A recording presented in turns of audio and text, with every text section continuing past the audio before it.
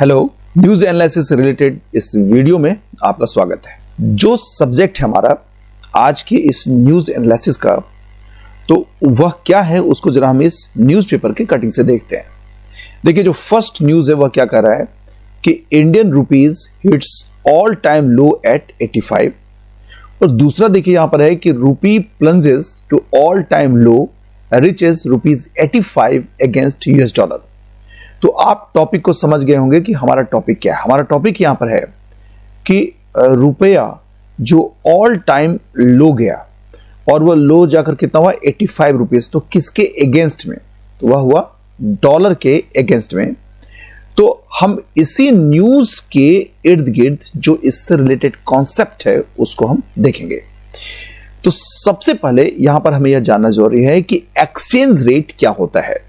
तो अगर हम एक्सचेंज रेट की बात करते हैं तो आपको बता दें कि एक्सचेंज रेट में यहां पर यह होता है कि किसी भी कंट्री का जो उसकी अपनी करेंसी होती है, तो उसकी करेंसी के एक यूनिट के बराबर हम किसी अदर कंट्री के कितने यूनिट को एक्सचेंज कर सकते हैं। तो जैसे देखिए यहां पर अगर एग्जाम्पल में क्या लिखा है कि $1 इज इक्वल टू 50 रुपीज, तो ये क्या है? ये एक्सचेंज रेट है। या एक्सचेंज रेट किसके बीच है? यह एक्सचेंज रेट है डॉलर और रुपीज के बीच में। यहां पर जिस एक्सचेंज रेट की बात हम करते हैं वह कहां तय होता है? तो वह तय होता है फॉरेक्स मार्केट में या फॉरेन एक्सचेंज मार्केट में। यह एक ऐसा मार्केट होता है, मतलब फॉरेन एक्सचेंज मार्केट एक ऐसा मार्केट होता है जहां पर डिफरेंट करेंसीज को खरीदा और बेचा जाता है। और फॉरेन एक्सचेंज मार्केट यह इसलिए बनता है क्योंकि अलग अलग कंट्रीज की अगर हम बात करें तो उनकी जो अपनी मॉनेटरी पॉलिसीज होती है, मॉनेटरी सिस्टम होता है, वह क्या होता है? अलग अलग होता है। इसके अलावा हर एक कंट्री में हम एक ही तरह के गुड्स एंड सर्विसेज को प्रोड्यूस होता हुआ नहीं देखते हैं। मतलब यहां पर यह है कि अगर कंट्री ए है, कंट्री बी है और कंट्री सी है, तो कंट्री ए में हो सकता है कि एक्स गुड प्रोड्यूस होता हो, कंट्री बी में वाई सर्विसेज को प्रोड्यूस किया जाता हो, कंट्री सी में हम देख सकते हैं कि यहां पर जेड गुड्स को प्रोड्यूस किया जा रहा हो। तो अब क्या है कि कंट्री ए में वाई सर्विस की जरूरत पड़ेगी, कंट्री सी में एक्स कमोडिटी की जरूरत पड़ेगी। तो इसको खरीदना है और बेचना है, तो खरीदने और बेचने में चूंकि दोनों जो कंट्रीज हैं उन कंट्रीज में या तीनों कंट्रीज हैं वहां पर क्या अलग अलग करेंसीज हैं, तो अलग अलग करेंसीज का अपना एक अलग अलग रेट होता है। और यहां पर है कि यहां जो मार्केट है, मतलब यह जिस फॉरेक्स मार्केट की हम बात कर रहे हैं, वहां पर हर एक करेंसी वह एक कमोडिटी के रूप में उसका ट्रीटमेंट होता है, मतलब is treated like a commodity itself। हाँ, महत्वपूर्ण यहां पर यह है, या मतलब इंपॉर्टेंट फैक्ट यहां पर यह है कि फॉरेक्स मार्केट कोई फिजिकल प्लेस इसका नहीं होता। मतलब बैंक की तरह ऐसा नहीं होता है कि यह कहीं पर हो, यह इलेक्ट्रॉनिकली लिंक्ड होता है। और इस इलेक्ट्रॉनिकली लिंक्ड फॉरेक्स मार्केट में हम देखते हैं कि बड़े बड़े बैंक्स, डीलर्स और फॉरेन एक्सचेंज ब्रोकर्स ये जुड़े होते हैं।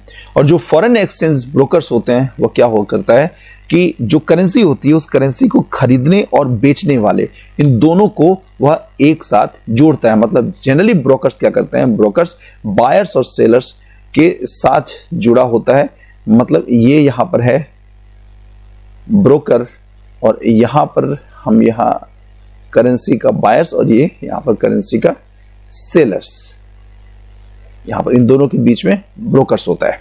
यहां ये हमने देख लिया। उसके बाद देखिए नेक्स्ट यहां पर ये दो टर्म है, एप्रिसिएशन एंड डेप्रिसिएशन।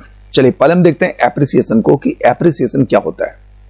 तो करेंसी के टर्म में अगर हम एप्रिसिएशन को देखते हैं तो इसका मतलब है कि जो करेंसी की वैल्यू है किसी दूसरे करेंसी के रिस्पेक्ट में, वो वैल्यू क्या होती है?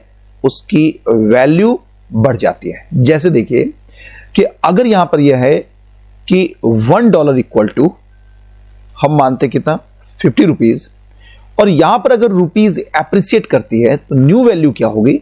न्यू वैल्यू होगी इसकी $1 इक्वल टू रुपीज 45। यहां पर क्या हो रही है? यहां पर रुपीज एप्रिसिएट कर रही है। डेप्रिसिएशन क्या है? तो डेप्रिसिएशन ऑब्वियस है कि एप्रिसिएशन का यह अपोजिट है।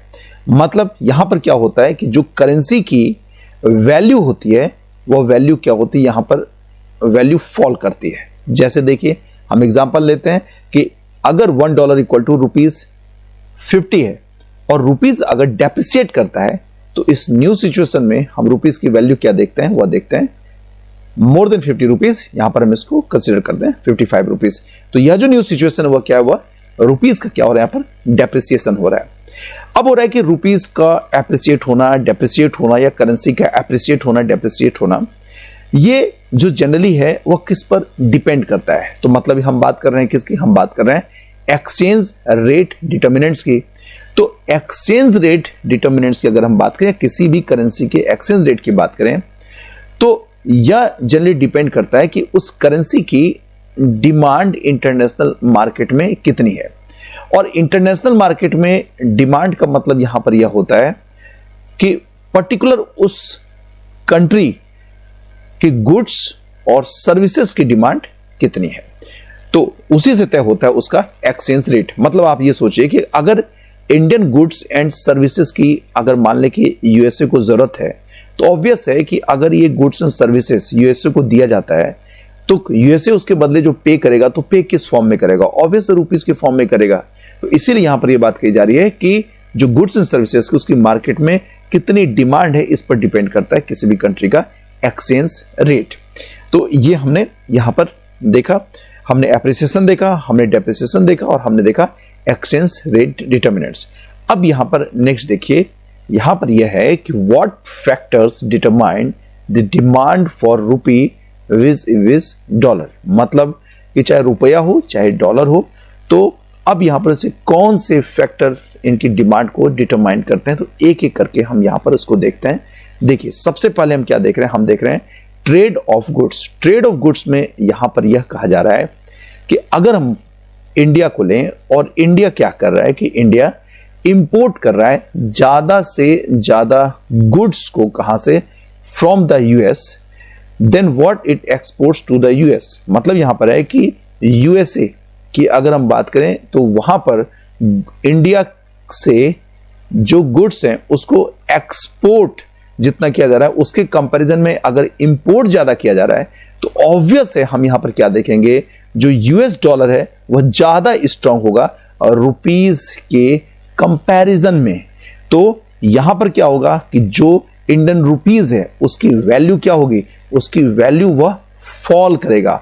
तो फॉल करेगा मतलब वो डेप्रिसिएट करेगा, जबकि अगर हम यूएस डॉलर की बात करेंगे तो वह क्या करेगा, वह एप्रिसिएट करेगा। नेक्स्ट देखिए ट्रेड इन सर्विसेज, वही है सेम जैसे गुड्स का था वैसे सर्विसेज का है। सर्विसेज में अगर यहां पर यही है कि अगर इंडियंस जो हैं वो ज्यादा यूएस सर्विस को बाय करते हैं जितना कि अमेरिकन्स इंडिया से सर्विस को बाय करता है, तो यहां पर हम क्या देखेंगे कि इंडियंस ज्यादा बाय कर रहे हैं अमेरिकन्स के कंपैरिजन में, तो फिर यहां पर किसकी डिमांड ज्यादा होगी, डॉलर की डिमांड ज्यादा होगी।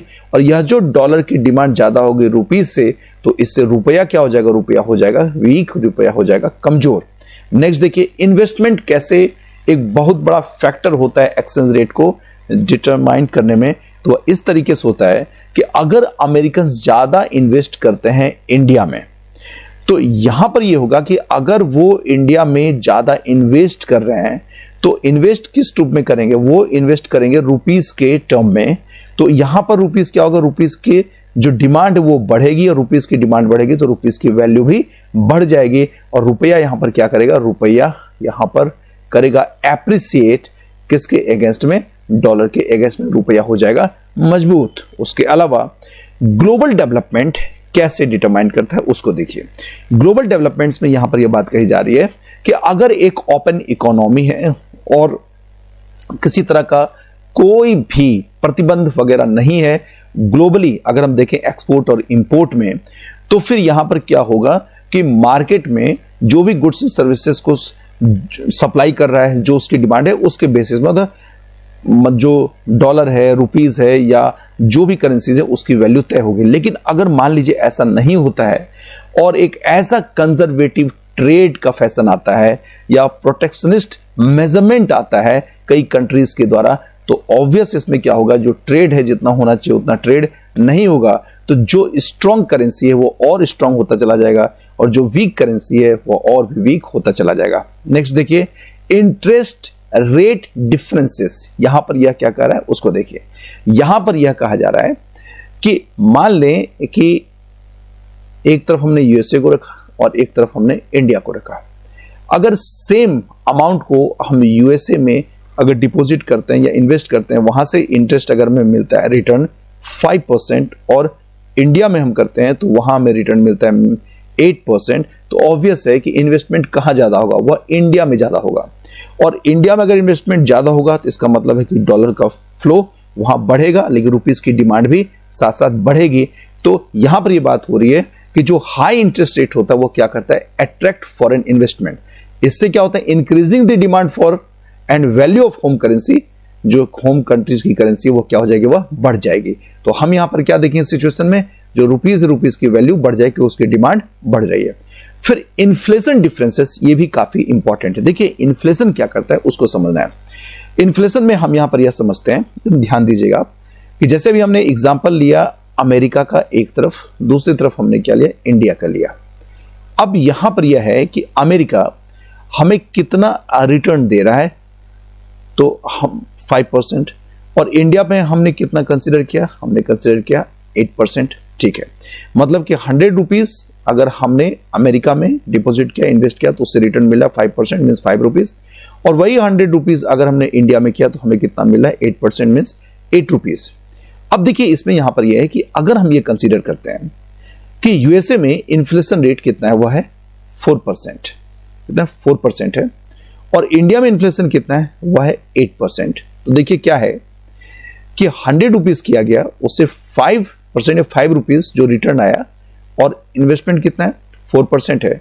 तो रियल इंटरेस्ट रेट की अगर हम बात करें वह कितना है, रियल इंटरेस्ट रेट होगा कितना, हमारा इंटरेस्ट रेट माइनस इन्फ्लेशन, मतलब 1%, मतलब 1 रुपीज। और यहां पर अगर हम देखें तो कितना है, 8% माइनस 8 रुपीज, ये कितना हो गया, हो गया 0। तो इसका मतलब रिटर्न कहां ज्यादा मिल रहा है, वो मिल रहा है यूएसए में। तो यहां पर यह बात हो रही है कि higher inflation affects the real return value of investment made in domestic markets, thus discouraging investment. तो जहां इन्फ्लेशन हाई रहेगा वहां पर एक समय बाद इन्वेस्टमेंट क्या होगा, गिरेगा। क्यों, इसलिए क्योंकि वहां पर रिटर्न सही नहीं है।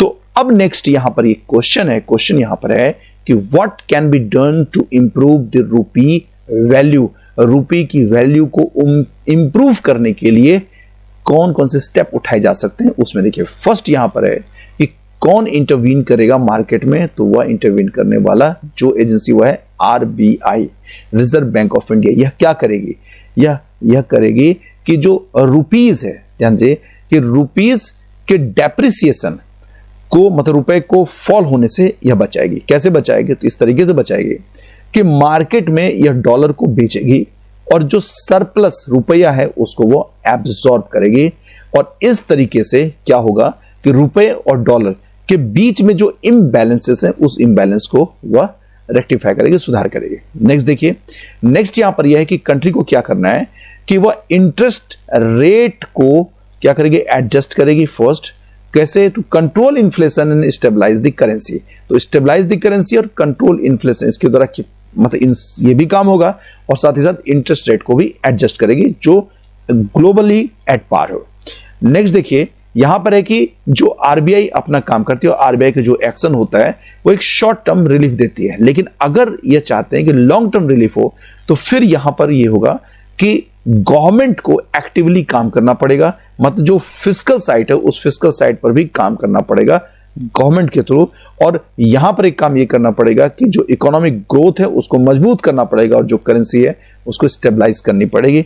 नेक्स्ट यहां पर यह है कि कैसे रुपए इंप्रूव कर सकता है, तो वह इंप्रूव कर सकता है जब उस कंट्री में एफडीआई हो, और एफडीआई आने से क्या होगा, डॉलर का इनफ्लो बढ़ेगा। डॉलर का इनफ्लो अगर बढ़ता है तो डॉलर की डिमांड और सप्लाई का जो गैप है वह गैप पहले के कंपैरिजन में क्या होगा, कम होगा। और अगर यह गैप कम होता है तो डॉलर क्या होगा, डॉलर कमजोर होगा और रुपया क्या होगा, वह मजबूत होगा। और यही बात कही जा रही है पोर्टफोलियो इन्वेस्टमेंट, मतलब शेयर मार्केट में इन्वेस्टमेंट का।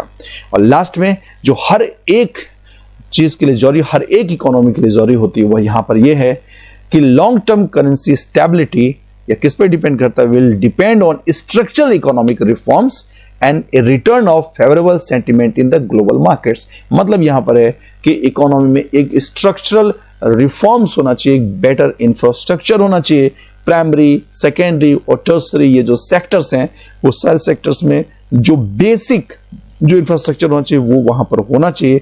और ग्लोबली एक मैसेज ये जरूर होना चाहिए कि अगर हम इस कंट्री में इन्वेस्ट करते हैं तो फिर यहां से हमें एक जो रिटर्न है वह एक अच्छा रिटर्न मिलेगा। तो इस तरीके से हमने यहां पर यह देखा कि जो रुपया है वह जो रुपया वीक हो गया तो उसके बाद करेंसीज एक्सचेंज रेट क्या होता है फॉरेक्स मार्केट, और उसके हमने यहां पर देखा कि रुपए को कैसे हम मजबूत कर सकते हैं। तो इसके साथ इस वीडियो को हम यहीं पर कंक्लूड करते हैं। Thank you.